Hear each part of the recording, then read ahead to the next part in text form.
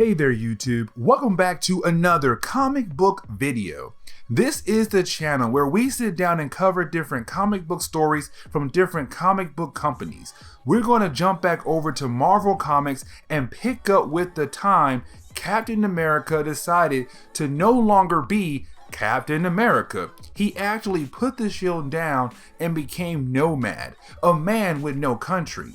So if you like today's comic book video, please leave me a like down below and also subscribe to the channel for more content to come in the near future. Also, if you have any suggestions on books I should read, well, please let me know in the comments below, because you never know, your suggestion could be a future video down the road.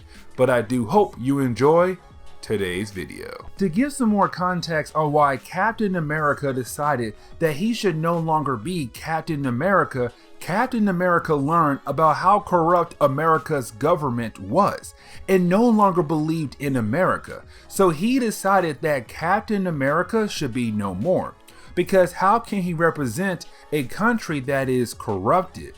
That fact there leads into the idea of Captain America becoming Nomad. The reason why I told you that is because the book begins after that moment, and also the fact we open up with a random dream that Falcon is having. At this point in Marvel Comics, Falcon and Captain America are partners. That is why the book is really called Captain America and Falcon.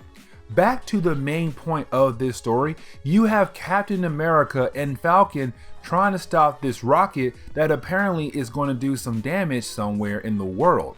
The dream ends with them failing to stop it, and of course Falcon wakes up from that nightmare. So after waking up from the nightmare, you have Falcon decide to go over to visit Captain America to see if he was serious about quitting being Captain America. Where of course Captain America tells Falcon that he was. It made Falcon upset. So Falcon gets upset by that and decides that they are no longer partners, even though that was already decided, and states that he is going solo now when it comes to being a hero. And so you have Falcon just fly away to be a hero. Also, we have Falcon tell us that around this time Charles Xavier contacted Falcon to tell him that maybe Falcon could be a mutant, mainly because he has the ability to talk to and look through Falcon's eyes. This is where we pick up with the bad guy of this book, and his name is Lucifer. No, not the devil that everyone knows. This is another character Marvel had. Also in X-Men number 20, it was told to us he was the one who paralyzed Charles Xavier. Long story short, he was sent into the nameless realm by his boss, the Supreme One, because he lost to the X-Men, and he has been trying to get back to the main Marvel dimension, where of course with his tech, he was able to open up a door and walk through it, and now he is back on Earth. Now, the first thing Lucifer does is that he breaks into a store to get some food, because he misses Earth food so much. But while he is doing that, a guy named Rafe McKell, I know I just butchered that, who was this character in Captain America comics who was made to be a support character for Falcon. He was this guy who was an activist for equal rights for blacks in Harlem. He is here now with his group breaking into the same store Lucifer is in, which they do set off the alarm, and of course the police arrive at the scene of the crime. For some reason, Lucifer felt like he should protect Ralph and his guys from the police. Falcon arrives at the scene and tries to stop Lucifer, but the problem is that he flies right through Lucifer. This tells Lucifer that he's being pulled back into the nameless dimension. So he decides to grab Ralph and combine their bodies together to keep him connected to this dimension, and then flies off after beating Falcon to the ground. Now Lucifer still can't stay connected to this dimension, With him knowing that, he decides he needs to give his essence to a second person as well to help him stay on Earth to finish his plan. So he breaks into a jail and finds at this point the second Ares in Marvel Comics, who was part of the Zodiac cartel. And so you have Lucifer give Ares half of his essence so he won't be pulled back into the nameless dimension. This leads into us now getting two Lucifers on Earth. So you have the two Lucifers basically fight against Falcon, and they do battle in the middle of the city, where you have Falcon actually lose the battle to these guys. Then a random car appears to pick up Lucifer, and Captain America finds his old partner knocked out, only to see Falcon get upset again with Captain America. But to close on the first chapter, we see the Lucifer twins meeting up with the Kingpin of Harlem, and his name is Morgan. Now the second chapter opens up with Falcon chilling, minding his business until he is attacked by the Lucifer twins. That is what I'm going to call them from now on, since there are now two of them.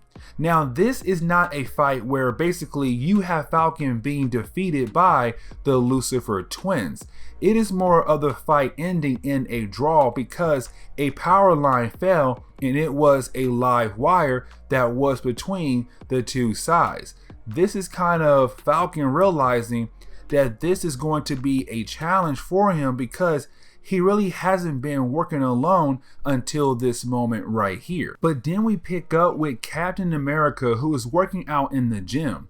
This page is showing off Captain America trying to stay fit, but this is also setting up a character to come in later to replace Captain America, the guy who works at the gym, and his name is Roscoe. We also get a random page where we get a random baseball player named Roscoe, who is this really famous player in the league. Roscoe decided that America still needs Captain America and decided that he is going to be the new Captain America. But the story shifts over to Morgan again, this guy who is basically the Kingpin of Harlem and an enemy of Falcon. He is really trying to get the Lucifer twins to do the job he hired them to do, which is basically to take care of Falcon. And this is where one of the Lucifer twins, the one whose minds remembers the most of Lucifer's last time here on Earth, that he has a secret base with weapons that can help them defeat the Falcon, which of course they do go there to that cave and they find these robots that the original Lucifer had built. And so these robots are part of his big plan. But another page gives us what was the original connection between Sharon Carter and Peggy Carter. Because since this story was in the early days of Marvel, Peggy and Sharon Carter were originally known as sisters, where Sharon was the younger sister. And that is why she is able to date Captain America. At this point, Peggy forgot that Captain America and Steve Rogers are the same person. Of course, there is a retcon that says that Sharon Carter is the niece of Peggy, not the sister of Peggy Carter. Now, Marvel does give us a page which removes the Russo idea of him being Captain America, because we see him trying to be Captain America in the city, except he lands on the ground wrong and breaks his arm.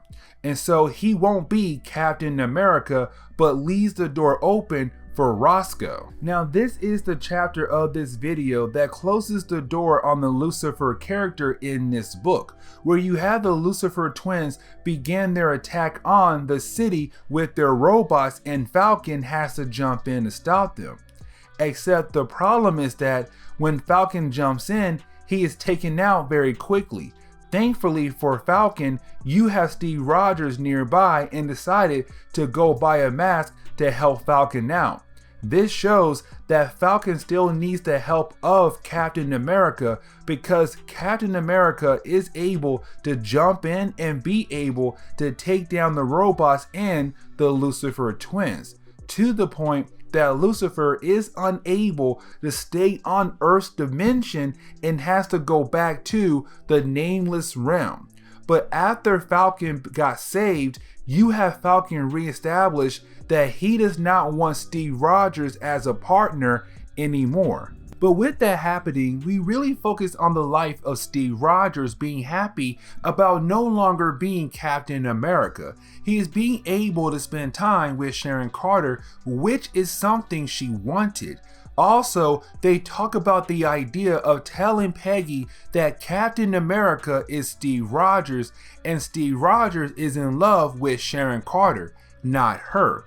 Except while the two of them are outside walking around and minding their business, a random arrow appears that almost kills Captain America. So of course you have Steve Rogers try to get him and Sharon Carter somewhere safe because he knows this is something serious. But this is the moment where we get our introduction to the Golden Archer, where this guy reveals that he actually knows that Captain America is Steve Rogers. Now, he does not stay around to keep fighting against Captain America. He leaves Captain America wondering who in the world was that. We get a page where we see Falcon visiting Morgan, the Harlem Kingpin, where Falcon lets Morgan know that he knows it was Morgan who sent the Lucifer twins after him, where Falcon tells Morgan that the Lucifer twins are gone, and the next time he needs someone who can actually finish the job. While that was happening, another page was given to us to show us Roscoe working out with Captain America, except while they were working out, we see the Golden Archer attack again, but does not stick around to fight Steve Rogers. He leaves again, but letting him know that he knows that Steve Rogers is Captain America. But another page is given to show us that someone is trying to be Captain America since he quit. This character is named Scar, who is the leader of a biker group, and he thinks he can be the new Captain America. Getting back over to Captain America, he decides to finally tell Peggy that she can no longer wait around for him because what they had is over. But he does not tell her that he is also Steve Rogers, the boyfriend of her younger sister. But after doing that, of course, we have the return of the Golden Archer again, where you have Steve Rogers go to chase down this archer and hopefully to finally put an end to this madness, because this man has been following Captain America around everywhere. Except once again, this archer is able to get away. To close the door on the idea of Scar being the new Captain America, we see him going out trying to be the new Captain America, where of course he fails when he runs into a gang that beats down on him and leaves him a bloody mess. To close on this chapter of this book, we finally learn who is the Golden Archer, because you have Steve Rogers being able to get the jump on Golden Archer, where this begins a battle between the two of them. This fight does not last long because we learn that the Golden Archer is actually Hawkeye himself, an old friend of Steve Rogers, who did all of this to motivate Steve Rogers to be a hero again. Now, Steve Rogers does not want to be Captain America because he does not want to represent America since the government is so corrupted. This leads into the idea of him making a new hero. But following the next day, we see that Steve Rogers is happy about the fact of him being a hero again, to the point that this man is jumping from the top of cars. You would think this is someone who just figured out their powers for the first time. But yeah, it's just him being excited to be a hero again. Then we pick up with the original Viper character known as Jordan Stark. Back in the 70s, you had a group known as the Serpent Squad, and it was being led by this guy, the original Viper. The reason why I say the original Viper is because in this book, we actually see Madam Hydra appear, a lady who sometimes runs Hydra. she kills off this man to be able to become the new Viper. So later in comics, she goes by both names, but also she can run the Serpent Squad now for her next big scheme. But we also see that the rest of the squad, Eel and Princess Python, are breaking out of jail. We get a page where we learn that once Steve Rogers needs to go to Sharon Carter's parents' house. He needs to go there to think up his new outfit. Also, we learn that Sharon Carter does not like the idea of Steve Rogers being a hero again, because she was enjoying the idea of having him around more. Getting back to Madam Hydra being the new Viper, we see her meeting up with the rest of the Serpent Squad to tell them that the original Viper was killed when she was trying to help break him out of police custody, which is a lie. She killed him, but his brother, who is on the team, the Eel, well, he does not like the idea of taking orders from a woman. So he decides to fight her for leadership, but he loses the fight in a matter of a couple panels. But switching back over to Steve Rogers, where we see him arriving at the home of the parents of Sharon Carter. Of course, he's being nice and all to the butler, but he goes to the room they had prepared for him, where he begins the process of coming up with a new superhero name and also a superhero outfit for himself. It does not take him long to think of one up, and he becomes the Nomad character, a man with no country to represent, and this will only last for like a couple books.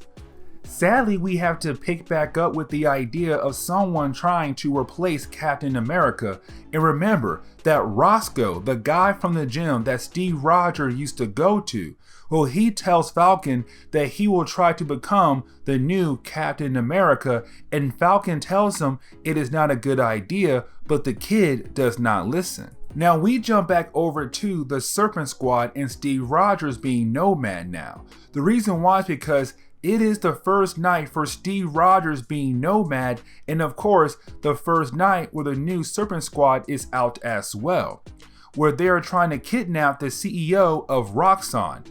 I shouldn't say try to, because we actually see Steve Rogers, who is now known as Nomad, actually fail to stop them because he added a cape to his outfit, and he never fought with a cape before.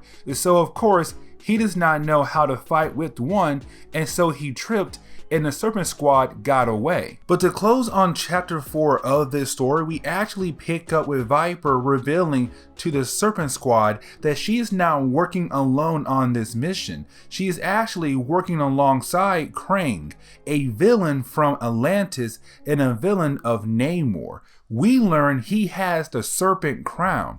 A crown that when you put it on, it tells you a certain plan, and we're going to see in this book in the next one. Following the next day, you have Steve Rogers, who is right now known as Nomad, still hanging out around a monument and just thinking, until he is greeted by Namor, where Steve Rogers looks at Namor as a friend since they fought together in World War II.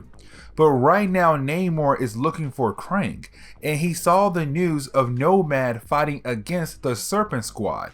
So to Namor, he thinks Nomad works with them. So he actually attacks Steve Rogers until Steve tells him that it's him, his long lost friend. Also, he is Nomad, but he wants to help Namor out. Getting back over to Krang, Viper, and the rest of the Serpent Squad, you have Krang tell us how he wore the crown and it told him about making an alliance with Viper so they can work together to bring something back. Also, the crown was the one to tell them, hey, you should go grab the president of the Roxxon company. The next step of their plan is to put the crown on the head of Roxxon's president, because once they do, they will gain more knowledge of what the crown wants to do next. But shifting the focus back over to Nomad and Namor, you have the two of them just hanging out and talking about Krang and the Serpent Squad, where they hear that the Serpent Squad has taken over a broadcast and basically learned something huge. that Krang did put the crown on the head of the Roxxon leader, but the crown is making him tell the world that as long as they give in to the demands, he will be okay. Also that they want to bring the lost continent Lemura back up, where the crown originally came from, so Namor and Nomad left to go stop them. We get a page where we see that Sharon Carter came in town to visit Steve Rogers at her parents' house, came to apologize for not being supported of him being a hero again. But when she gets there, the butler tells her that he is not here and she knows he is crime fighting, and that makes her upset. Then we have to get back to the idea of someone trying to replace Steve Rogers. So we pick up with Falcon again, where you have Falcon just training with his actual Falcon, Red Wing. Except that is when he is greeted by someone wearing a Captain America outfit. It is no other than Roscoe himself as Captain America. Now this is the point where he tries to show off some moves, but he falls. Then Peggy appears thinking that she is seeing her love again, Captain America. But of course it is not him, so Roscoe leaves before he upsets her. We finally get to the end of this video, where we see the Serpent Squad arrive and begin to take over an oil ridge.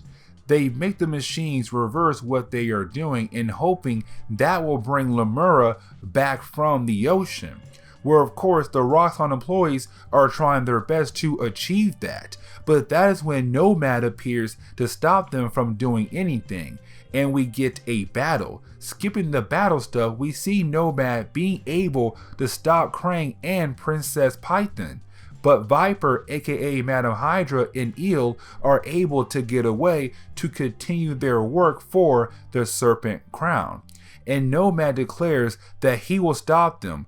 And there is some other stuff that happens in the last page, but we are going to end the video right here and now. So, if you did like today's comic book video, please hit that like button down below, and also subscribe to the channel for more content to come in the near future. Also, any suggestions on books I should read, well, please let me know in the comments below, because you never know, your suggestion could be a future video down the road.